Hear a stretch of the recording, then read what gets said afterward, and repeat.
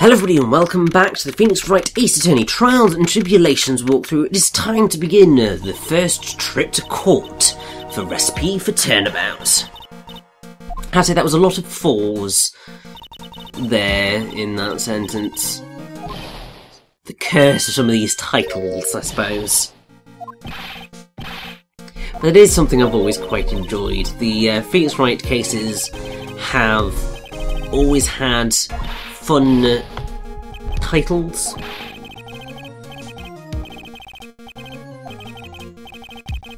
All of which are just that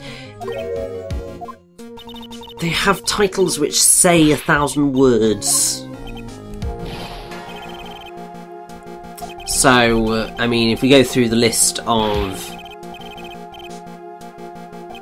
the main, well, we'll go through everything that has Turnabout as the main title, and then we'll go through all the variants.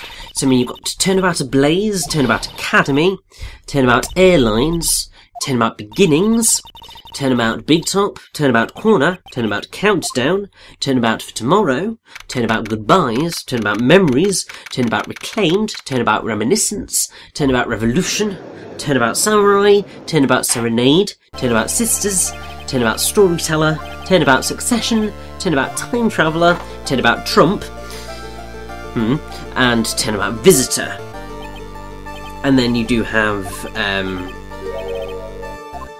others, because you have Bridge to the Turnabout, which is actually the final trial of Trials and Tribulations, and we have the Cosmic Turnabout, Farewell My Turnabout, the First Turnabout, the Foreign Turnabout, the Kidnapped Turnabout, the Lost Turnabout, the Magical Turnabout, the Monstrous Turnabout, Recipe for Turnabout, Reunion and Turnabout, Rise from the Ashes, the Right of Turnabout, and Stolen Turnabout.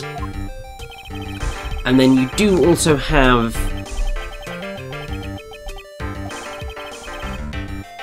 a few others, because you have Daigyakkuten Saiban Naruhodo Ryunosuke no Boken, which is the basically Ace Attorney Gaiden, which I always wished to come to the UK, well, come west, but it never did, which is really annoying. And so the way that those were titled were The Adventure of the Clouded Kokoro, The Adventure of the Great Departure, The Adventure of the Runaway Room, The Adventure of the Unbreakable Speckled Band, and The Adventure of the Unspeakable Story. And then you also have the Miles Edgeworth Ace Attorney Investigations ones, like I think the Forgotten Turnabout, the Grand Turnabout, yeah, the Imprisoned Turnabout, the Inherited Turnabout, and Turnabout Target. You also obviously have all the stuff from Phoenix Wright versus, well, Professor Layton versus Phoenix Wright, but none of those have Turnabout other than English Turnabout. Everything else is all Turnabout related. And I mean, it makes sense, because ultimately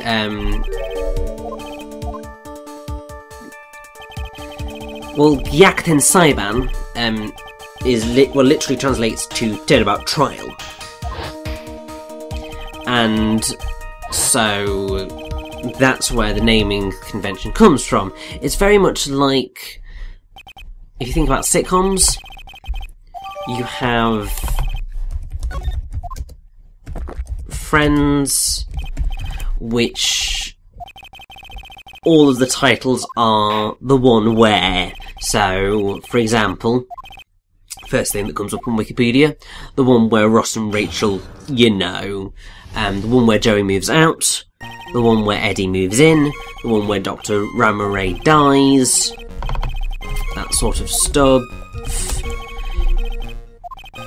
Then you have Scrubs, where all of the episode titles began with my. So it was My Mentor, My Best Friend's Mistake, my old lady, my nickname, my last day,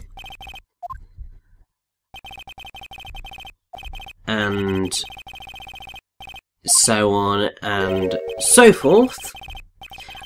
I am quite fond of my musical, that's a good one. And then once it hit season 9, which was the only season where it changed, it was our, so it's our true lies, our stuff gets real, etc.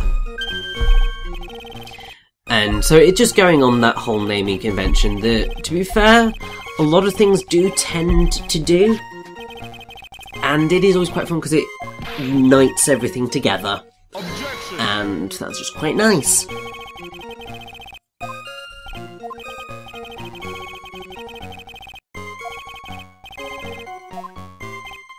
And I do feel bad for Gumshoe here because he can't lie. Because, as the previous case seems to have decided, the other two witnesses didn't see anybody. Whereas Maggie is adamant that she did see another person. Now, this is something that quite intrigues me, I feel, because obviously if this was in an English court, then there is the thing of innocent until proven guilty. Doesn't always pan out that way in terms of public opinion, but our legal system runs on the basis of innocent until proven guilty, so it's on the onus of the prosecution to prove that the defendant did it, and the defence only have to... well, they have to try and prove that there were other possibilities. Or they have to try and get the sentence to be as little as possible. Obviously, we don't have the death sentence in the UK, which is great because that means, you know, we're not being slightly hypocritical, because obviously an eye for an eye doesn't always quite work out the way you would like it to, and it's all morally questionable. I know some people would prefer for the death sentence to come back, and in certain instances you kind of go, ah yeah, love a good public execution, but no, we wouldn't. Well, I mean, some people would, but that would just be really deeply unpleasant, and would basically violate loads of human rights acts and governances and all that jazz. So that'd be bad. But I've kind of gone off from where I started there. But you get the gist of what I'm talking about. Gumshoe's basically got to state the facts. And, I mean, Maggie would have not necessarily ever been put away for murder in the last case. Anyway, because I would say that you would have needed more than a motive in a witness. Because there is always the chance that those witnesses are committing perjury. And unless they were interrogated properly, you're not going to get anything out of it.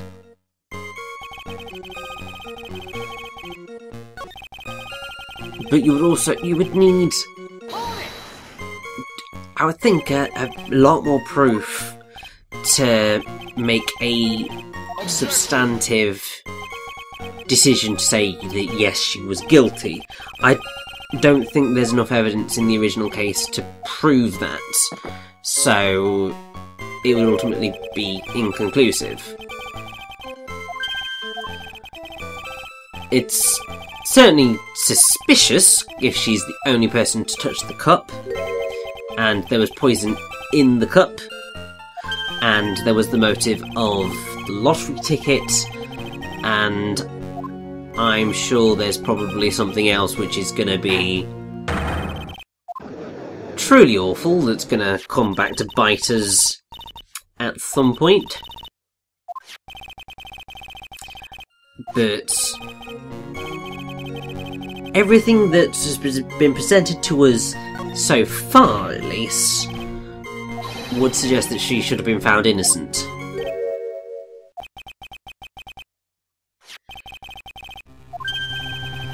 I knew this was coming.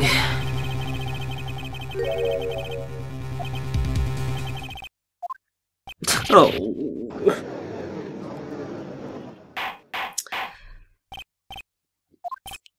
Yeah. We are not doing well here. I mean, Maggie really has gotten herself into a right old state. And to be fair, could you just give us that lottery ticket? Could really do with £500,000. I mean, obviously, you don't actually need it. But that's a nice chunk of money. That could buy us a house. Could buy us a really nice house as well. Obviously, you wouldn't frit it all away on a single house. Because, I mean, it depends on where you are in the country. Because around where I live, you're looking at more 300 grand for a decent house, I feel. But yes, Godot has wrapped round his little finger, because this is not looking good. And oh, that is a bloody messy apron.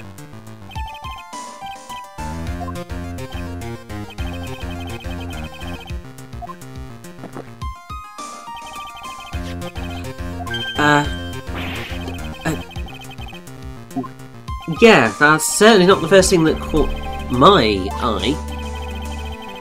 And oh, yes, the no, that wasn't what we are. Oh, a bottle of poison was found in her.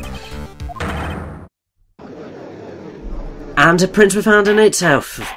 For God's sake, that basically seems like a done deal, doesn't it? Yeah, at that point I think you probably would get convicted and sent down for murder at that point. But how can you not see the blood stain? It's like right there.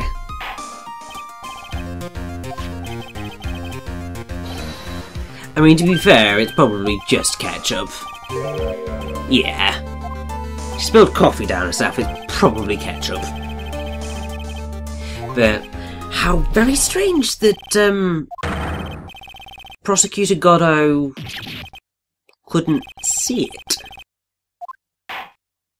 That's... have to keep a little mental log of that one for later, I feel. But, yes, unfortunately, everything has been established, and it does look like Maggie did it, but we believe in her. And just come on, Gumshoe. We need something. Anything. To get us out of this. And, oh! That gives us a bit of leeway, I feel.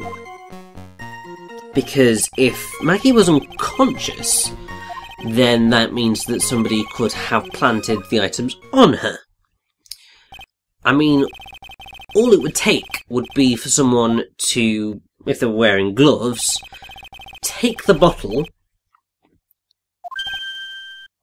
put it in Maggie's hand, make sure that her fingers touched it, and then put it in her front pocket, in her apron. And then there you go. You've just framed someone for murder. And it looks very much like you were the one who did it.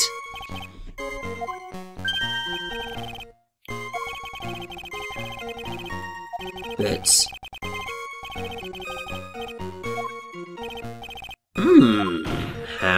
How intriguing.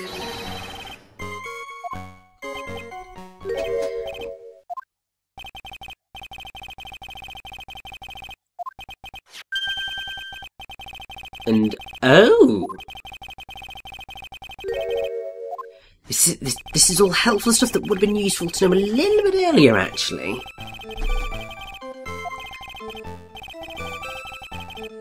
This prescription seems useful to me, anyway.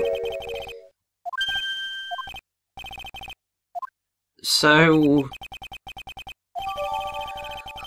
prescription bag was empty, and nobody's actually told us what it was for yet.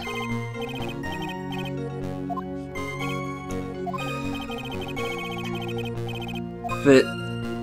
because the whole thing that we've got now is, well, actually, we've got something we can object to, because there is a hole here. Nothing else was missing from the scene, apart from Glenn Elg's prescription. Which means there is more to this case than meets the eye.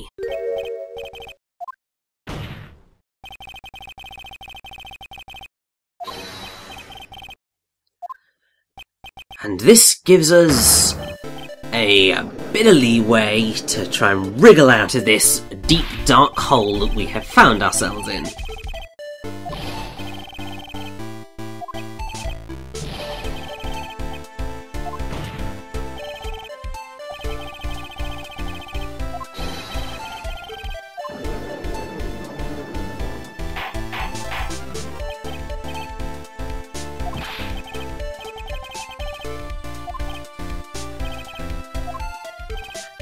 Huh? That doesn't help.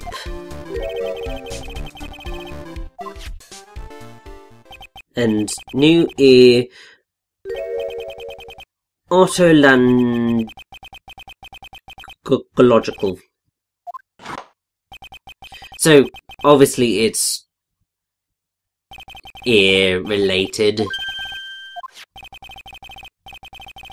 But yeah, I look at that word and just go, I'm sorry, what?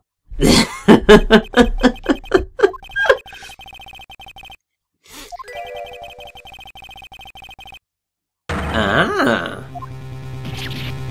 Well, if it were not to be ingested, then would that mention...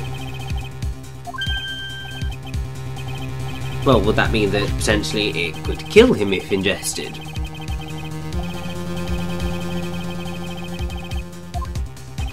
So, you wouldn't have eaten it, but could it have been used to kill him? The fact that it's still missing is not good. Because it doesn't... well, yeah, 'cause if it was correctly applied, then where the hell is it? It suggests that there is more at play here. A lot more at play, actually, because it would just be on the table. There's no reason for it to be anywhere else.